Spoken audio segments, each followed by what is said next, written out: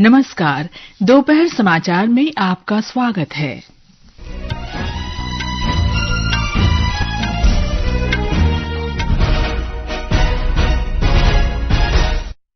प्रधानमंत्री नरेंद्र मोदी आज शाम नई दिल्ली में कौटिल्य आर्थिक सम्मेलन को संबोधित करेंगे। वित्त मंत्री निर्मला सीतारामन ने राजकोषीय अनुशासन बनाए रखने की सरकार की प्रतिबद्धता पर जोर दिया। रक्षा मंत्री राजनाथ सिंह ने कहा, घरेलू रक्षा उत्पादन 2023-24 में 1,27,000 करोड़ रुपए के रिकॉर्ड आंकड़े को पार कर गया। विदेश मंत्री एस जयशंकर ने कोलंबो में श्रीलंका के शीर्ष नेतृत्व से बातचीत की। सर्वोच्च न्यायालय ने तिरुमाला तिरुपति मंदिर में प्रसादम के लड्डू बनाने में मिलावटी घी के इस्तेमाल संबंधी आरोपों की जांच के लिए स्वतंत्र विशेष जांच दल के गठन के आदेश दिए और दुबई में महिला T20 क्रिकेट विश्व कप में आज शाम भारत का मुकाबला न्यूजीलैंड से होगा।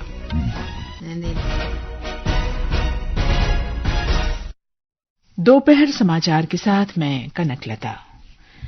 प्रधानमंत्री नरेंद्र मोदी आज शाम नई दिल्ली में कौटिल्य आर्थिक सम्मेलन को संबोधित करेंगे। सम्मेलन 6 अक्टूबर तक चलेगा। वित्त मंत्री निर्मला सीतारामन ने इस सम्मेलन का उद्घाटन किया। इस वर्ष का सम्मेलन हरित परिवर्तन के वित्त पोषण, भू आर्थिक विखंडन और विकास जैसे विषयों पर केंद्रित है। भारतीय और अंतर्राष्ट्रीय विद्वान तथा नीति निर्माता भारतीय अर्थव्यवस्था तथा ग्लोबल साउथ की अर्थव्यवस्थाओं की महत्वपूर्ण चुनौतियों पर चर्चा करेंगे। वित्त मंत्री निर्मला सीतारामन ने कहा है कि सरकार राजकोषीय अनुशासन के लिए प्रतिबद्ध है। नई दिल्ली में कौटिल्य इकोनॉमिक कॉन्क्लेव 2024 में उन्होंने कहा कि वित्तीय घाटा वित्त वर्ष 2024 के सकल घरेलू उत्पाद के 5.6% से और गिरकर वित्त वर्ष 2025 में 4.9% होने का अनुमान है। वित्त मंत्री ने यह भी कहा कि गरीब, महिलाएं, युवा और किसान विकसित भारत की विकास प्रक्रिया के सबसे बड़े हितधारक और लाभार्थी हैं। उन्होंने कहा कि 2047 तक विकसित भारत विचारों, प्रौद्योगिकी और संस्कृति के जीवंत आदान प्रदान का केंद्र बनकर न केवल भारतीयों बल्कि बाकी दुनिया में समृद्धि लाएगा। रक्षा मंत्री राजनाथ सिंह ने कहा है कि वर्ष 2023-24 में भारत का घरेलू रक्षा उत्पादन 1,27,000 करोड़ रुपए के रिकॉर्ड आंकड़े को पार कर गया है। वे आज नई दिल्ली में society of Indian defence manufacturers SIDM की 7वीं वार्षिक आम बैठक को संबोधित कर रहे थे। श्री राजनाथ सिंह ने कहा कि सरकार ने रक्षा क्षेत्र में अत्याधुनिक तकनीक के विकास के लिए कई योजनाएं शुरू की हैं। रक्षा मंत्री ने IDEX प्रौद्योगिकी विकास कोष, अदिति योजना और मंत्रालय से संचालित विभिन्न प्रकार की प्रोत्साहन योजनाओं के बारे में भी जानकारी दी। भारत अब डिफेंस एक्सपोर्ट की तरफ भी बहुत तेजी से अपने कदम बढ़ा रहा है। 2023-24 में भारत का डिफेंस एक्सपोर्ट 21,000 करोड़ को पार कर गया है। इसमें ज्यादातर एक्सपोर्ट प्राइवेट इंडस्ट्री से ही हुए। यह निश्चित रूप से हमारी अच्छी प्रगति है, लेकिन इसके बावजूद हमें अभी और भी बहुत कुछ करना है। जहां पर हम अपने डिफेंस प्रोडक्शन को इस अप्रोच के साथ देखें, कैसे हम इम्पोर्ट को और कम कर सकते हैं तथा एक्सपोर्ट को और बढ़ा सकते हैं, ताकि इन दोनों के बीच का जो डिफरेंस अभी बहुत ज्यादा है वो कम से कम किया जा सके। राष्ट्रपति द्रौपदी मुर्मू ने कहा है कि आध्यात्मिकता के माध्यम से न केवल व्यक्तिगत जीवन बल्कि समाज और धरती मां से जुड़े कई मुद्दों का भी समाधान खोजा जा सकता है।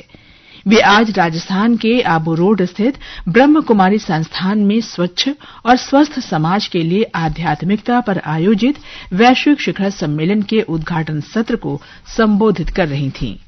राष्ट्रपति मुर्मू ने कहा कि आज दुनिया ग्लोबल वार्मिंग और पर्यावरण प्रदूषण के दुष्प्रभाव से जूझ रही है।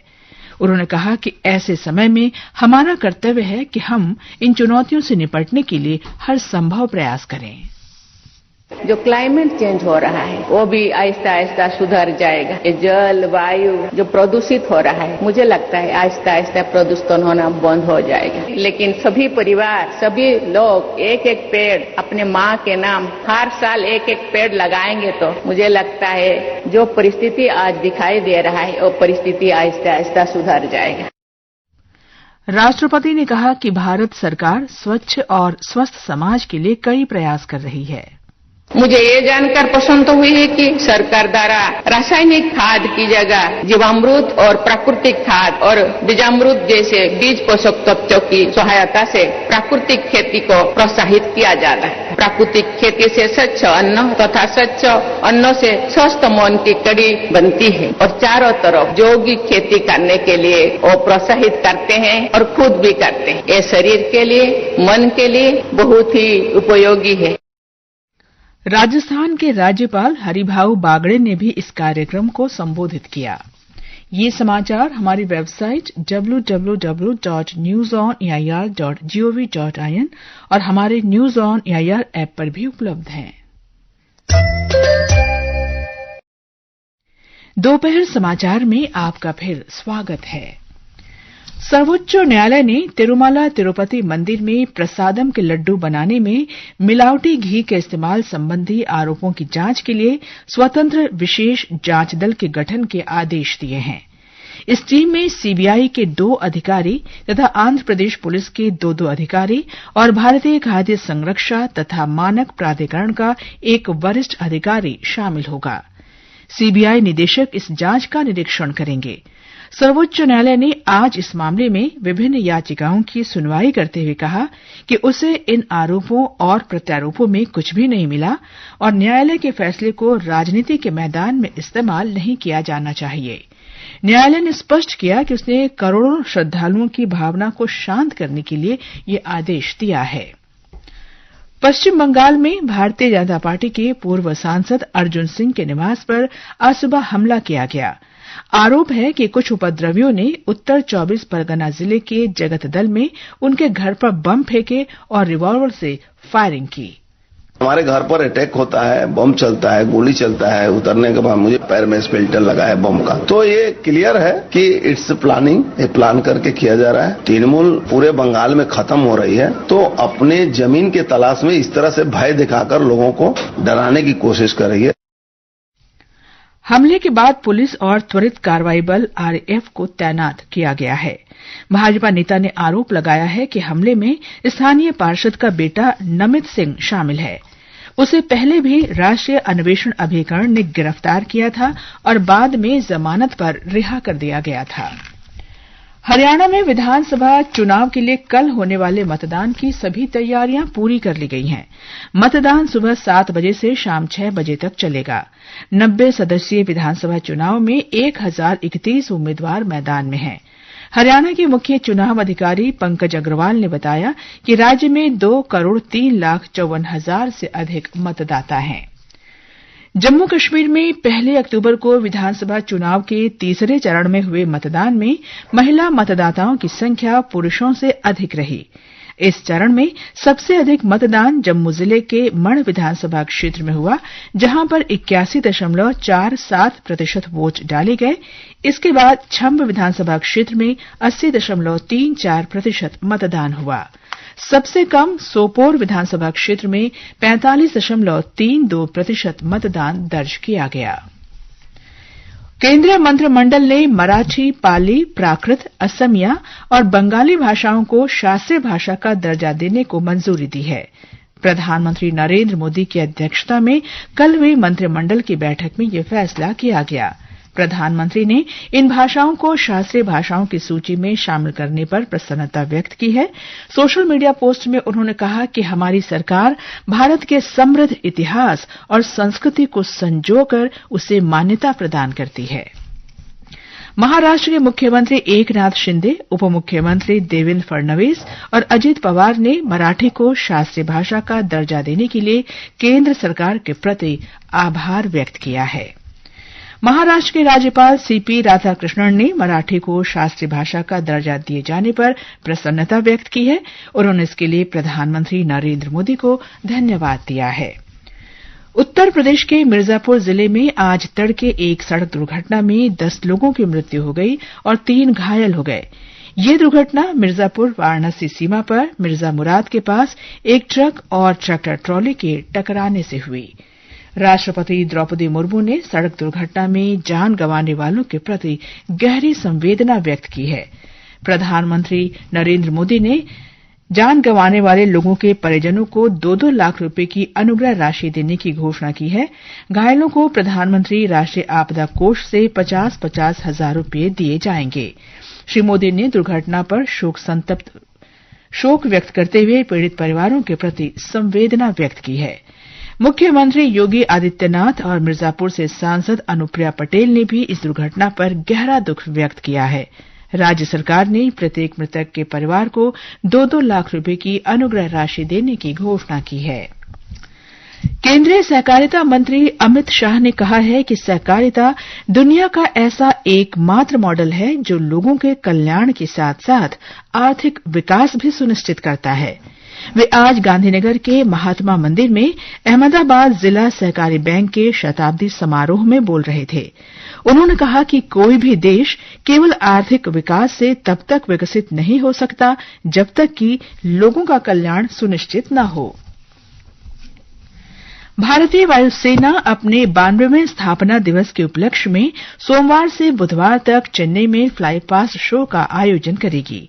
आज नई दिल्ली में मीडिया को संबोधित करते हुए वायुसेना प्रमुख एयर मार्शल अमरप्रीत सिंह ने कहा कि वायुसेना अपने उपकरणों तथा आपूर्ति श्रृंखला को अच्छी तरह से बनाए रखने और भविष्य की सुरक्षा चुनौतियों से निपटने के लिए स्वदेशीकरण पर ध्यान केंद्रित कर रही है। ये समाचार आकाशवाणी से प्रसारित किए जा रहे हैं। ताजा समाचार जानने के लिए आप हमारे social media handle @AIR news Hindi को फॉलो कर सकते हैं। ये आकाशवाणी है। विदेश मंत्री डॉ एस जयशंकर श्रीलंका की एक दिन की यात्रा पर आज कोलंबो पहुंच गए हैं। डॉ जयशंकर ने कोलंबो पहुंचने के बाद सोशल मीडिया पर कहा कि वे श्रीलंकाई नेतृत्व के साथ बातचीत के लिए उत्सुक हैं। हमारे संवाददाता ने बताया है कि भारतीय विदेश मंत्री श्रीलंका के कई वरिष्ठ नेताओं के साथ बातचीत कर रहे हैं। विदेश मंत्री डॉक्टर एस जयशंकर की श्रीलंका यात्रा राष्ट्रपति अनुरा कुमार दिसानायक के पदभार ग्रहण करने के बाद किसी विदेश मंत्री की द्वीप राष्ट्र में पहली यात्रा है। माना जा रहा है कि इस यात्रा का उद्देश्य द्विपक्षीय संबंधों को मजबूत करना और पारस्परिक लाभ के लिए दीर्घकालिक साझेदारी को गहरा करने की साझा प्रतिबद्धताओं को उजागर करना है। एक दिन की इस यात्रा के दौरान डॉक्टर जयशंकर श्रीलंका के राष्ट्रपति दिसानायक के साथ साथ प्रधानमंत्री डॉक्टर हरिनी अमरसूरिया से भी मुलाकात करेंगे। फरवरी में श्री दिसानायक की भारत यात्रा के दौरान हुई चर्चाओं को आगे ले जाने में आज की बैठकें काफी महत्वपूर्ण मानी जा रही हैं। अहमद मोइन फारूकी, आकाशवाणी समाचार, कोलंबो। इजराइल ने बीते 24 घंटे में लेबनान पर कई हमले किए हैं। लेबनान के स्वास्थ्य मंत्रालय ने कहा है कि इन हमलों में 37 लोग मारे गए हैं और 151 घायल हुए हैं। इजरायली सेना के प्रवक्ता ने हमलों का बचाव करते हुए हिजबुल्लाह पर लेबनान में सैन्य उपकरणों के परिवहन के लिए क्रॉसिंग को पार करने का आरोप लगाया है। हालांकि इन दावों के लिए कोई सबूत नहीं पेश किया गया है। उधर लेबनान के सीधे संघर्ष में उतरने से घटनाक्रम में एक नया मोड़ आ चुका है और लेबनान के सैन्य बलों तथा इजरायली सैनिकों के मध्य हुए संघर्ष में लेबनान के 2 सैनिक मारे गए हैं। बिहार में बाढ़ की स्थिति लगातार गंभीर बनी हुई है। दरभंगा, पूर्वी चंपारण, खगड़िया और मुजफ्फरपुर जिले में वर्षा के कारण कई नए क्षेत्रों में भी बाढ़ का असर दिखाई देने लगा है। एक रिपोर्ट। मुख्यमंत्री नीतीश कुमार ने आज बाढ़ प्रभावित क्षेत्रों का दौरा किया और पीड़ित लोगों के लिए चलाए जा रहे राहत और बचाव कार्य की समीक्षा की। मुख्यमंत्री आज पटना से दरभंगा पहुंचे, जहां उन्होंने लहेरियासराय स्थित इंडोर स्टेडियम में बाढ़ पीड़ितों के लिए संचालित फूड पैकेजिंग सेंटर का निरीक्षण किया। बाद में मुख्यमंत्री बिरौल गए, वहां श्री कुमार ने बाढ़ पीड़ितों के लिए संचालित सामुदायिक रसोई केंद्र का भ्रमण किया। मुख्यमंत्री ने अधिकारियों को दूर दराज वाले बाढ़ प्रभावित क्षेत्रों में राहत सहायता सुनिश्चित करने के निर्देश दिए हैं। धर्मेंद्र कुमार राय, आकाशवाणी समाचार, पटना। महिला T20 क्रिकेट विश्व कप में आज दुबई में भारत का पहला मैच न्यूजीलैंड के साथ होगा। ये मैच भारतीय समय के अनुसार शाम 7:30 बजे से खेला जाएगा। अंत में मुख्य समाचार एक बार फिर। प्रधानमंत्री नरेंद्र मोदी आज शाम नई दिल्ली में कौटिल्य आर्थिक सम्मेलन को संबोधित करेंगे। वित्त मंत्री निर्मला सीतारामन ने राजकोषीय अनुशासन बनाए रखने की सरकार की प्रतिबद्धता पर जोर दिया।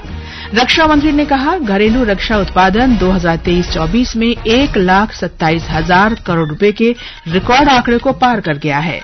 विदेश मंत्री एस जयशंकर कोलंबो में श्रीलंका के शीर्ष नेतृत्व से बातचीत कर रहे हैं और दुबई में महिला T20 क्रिकेट विश्व कप में आज शाम भारत का मुकाबला न्यूजीलैंड से होगा।